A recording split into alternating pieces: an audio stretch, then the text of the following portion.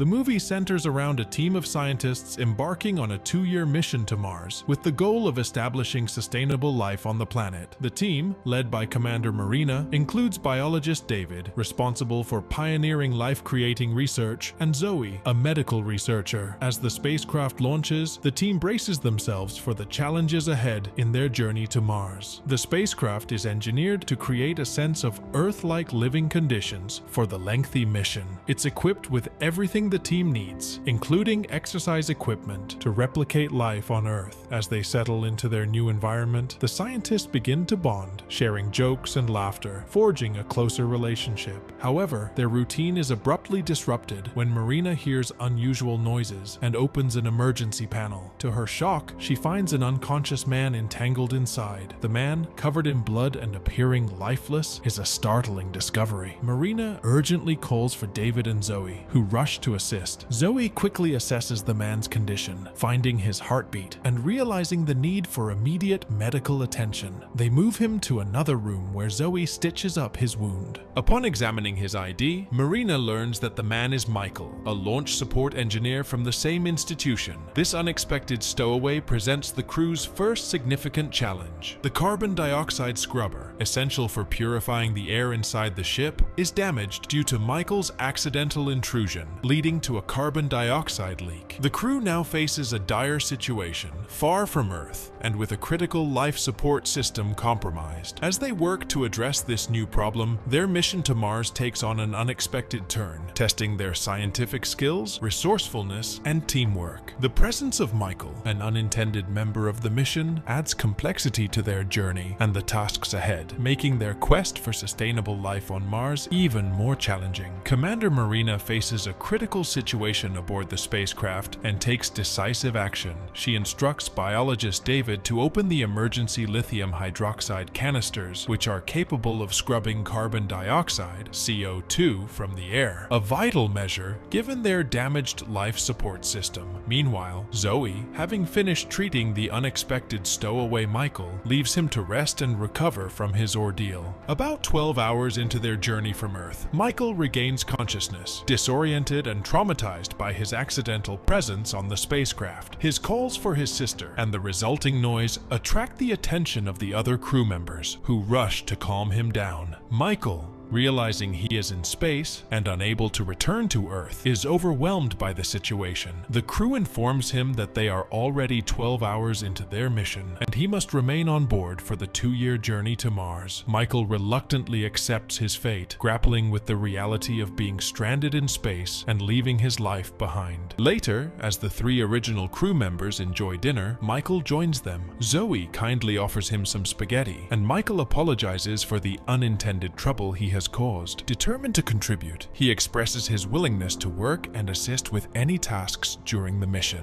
Embracing his new role, Michael begins to integrate with the crew, receiving training in various aspects of their mission. This provides an opportunity for the crew to share their workload with him. Meanwhile, Zoe, while working in one of the spacecraft's quarters, notices an anomaly with the engine. She ventures outside in her spacesuit to investigate further, with Marina keeping watch from inside the ship. Zoe discovers a malfunction and takes pictures to communicate the issue to Marina. Marina, in turn, contacts the Central Control Unit for guidance. The situation worsens as they learn that the emergency lithium hydroxide canisters are insufficient to handle the extra CO2 load caused by Michael's unexpected presence. They need to find an alternative solution to generate enough oxygen to counteract the excess CO2. In response to this dilemma, Marina suggests to David that he cultivate his algae aboard the spacecraft, a project initially intended for Mars. She instructs him to call Michael to assist Zoe, but advises him to withhold the full extent of their situation for the time being. Soon after, David follows Commander Marina's instructions and begins to cultivate his algae aboard the spacecraft. He reserves a portion of the algae for his planned research on Mars, hoping to still conduct his experiment upon arrival. The situation aboard the spacecraft is tense as the crew grapples with the reality of their dwindling oxygen supply. David conducts an experiment to determine how much oxygen the algae can produce. Unfortunately, only half of the algae survives, yielding just enough oxygen to support 3 people. With 4 crew members on board, including the unexpected stowaway Michael, this presents a dire problem. Without an additional source of oxygen, they will all suffocate weeks before they can reach Mars. A heated discussion ensues between Marina and David. Marina urges David to use all his algae in a bid to increase their oxygen supply. David, however, is reluctant. He argues that even if he cultivates all the algae, it will still not produce enough oxygen for all 4 of them. Moreover, he is determined to preserve some algae for his Mars research. Realizing the gravity of their situation, David and Marina inform Zoe about the critical oxygen shortage. Zoe is shocked and devastated by the news, particularly by the implication that they must choose who among them will not survive the journey. The logical but heartbreaking conclusion is that Michael, the stowaway, should be the one to sacrifice his life, as the original crew members possess the technical knowledge essential for the mission's continuation. Zoe, deeply troubled by this decision, demands to know how much time they have before it becomes critical. Marina calculates that they have about 20 days, but due to potential errors and the need for safety margins, this time frame is effectively reduced to just 10 days. In a moment of moral conflict, Zoe pleads with the others to find an alternative solution within these 10 days, insisting that Michael should not be informed of their dire situation. She then leaves the group, grappling with the ethical dilemma they face. This intense moment underscores the harsh realities of space travel and the difficult decisions that sometimes have to be made in life or death situations. The crew is left with a ticking clock, a limited oxygen supply, and a moral quandary that challenges their humanity. Zoe, while working with Michael on some tasks, takes the opportunity to ask him about his family. Michael reveals a tragic backstory. He is the sole caretaker for his younger sister after their father died in a fire, trying to save them when they were young. This revelation deeply saddens Zoe, who looks at Michael with a newfound sense of empathy, especially considering the difficult decision discussed earlier by the crew. Commander Marina, desperate to find a solution that saves all 4 passengers, contacts Mission Control. They suggest a risky, untested plan to venture outside the ship, climb the tethers, and retrieve liquid oxygen from the spent upper stage rocket. However, the crew, including Marina and David, deems the plan too dangerous to pursue. Resigned to the dire situation, Marina and David begin to accept the likelihood of sacrificing Michael for the survival of the rest. In an emotional moment, David approaches Michael under the guise of wanting to talk. He informs Michael about their oxygen situation and, with heavy regret, offers him a painless way to end his life using an injection. Michael, overwhelmed by the gravity of the situation, retreats to the bathroom with the medicine, contemplating his fate. However, before he can act, Zoe discovers him and intervenes. Persuading him not to give up hope, she shares her personal experience of nearly drowning while attempting a rescue at sea and how she was ultimately saved. This story of survival and resilience resonates with Michael, who agrees to hold on for the remaining 10 days, hoping for a miracle. Zoe, infuriated by David's attempt to persuade Michael to end his life, confronts him. David defends his actions, emphasizing the sacrifices he has made, including abandoning his life's work. Zoe, determined to find another way, decides that she and David will attempt the dangerous mission to retrieve the oxygen, despite the risks. Preparations begin for the oxygen retrieval mission.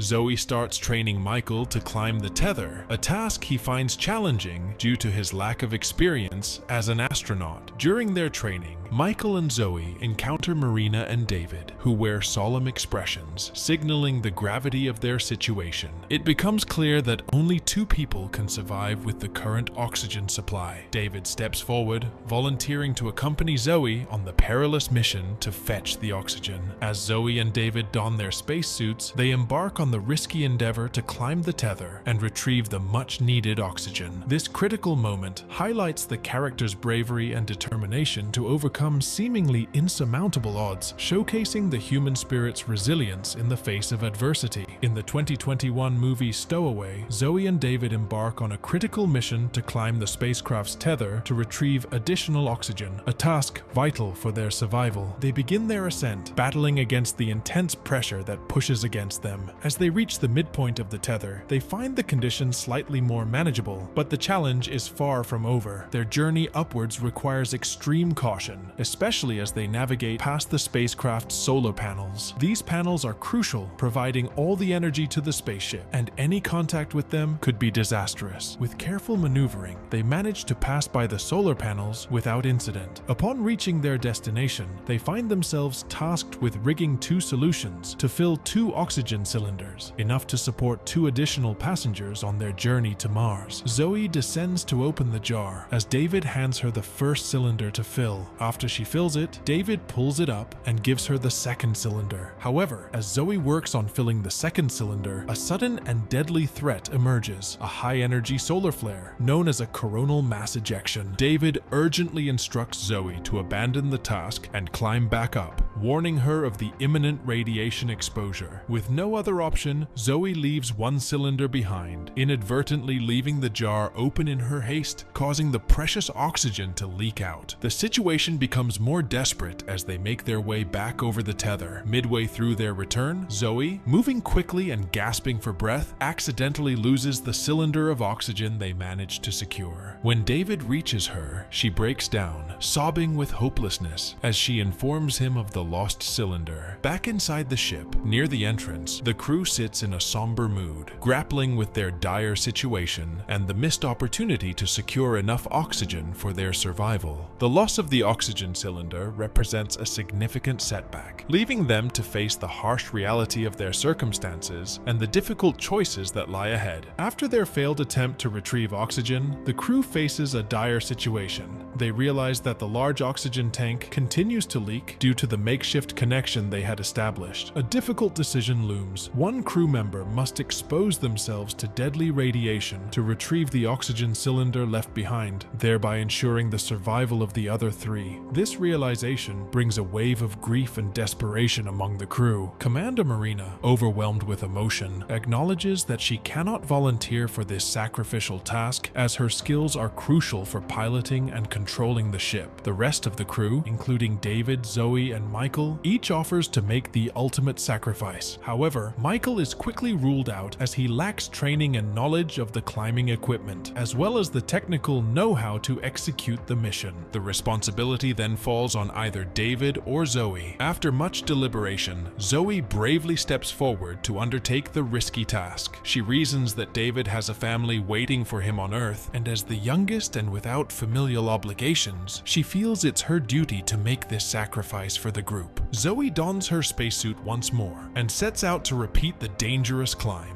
With determination and courage, she successfully fills the oxygen cylinder and manages to return to the spacecraft, narrowly avoiding lethal radiation exposure. However, even with Zoe's heroic efforts, the harsh reality remains that there is only enough oxygen to sustain 3 of the 4 crew members. The movie concludes with Zoe accepting her fate. In her final moments, she sits outside the ship, gazing contemplatively at the distant round planet Mars, surrounded by stars.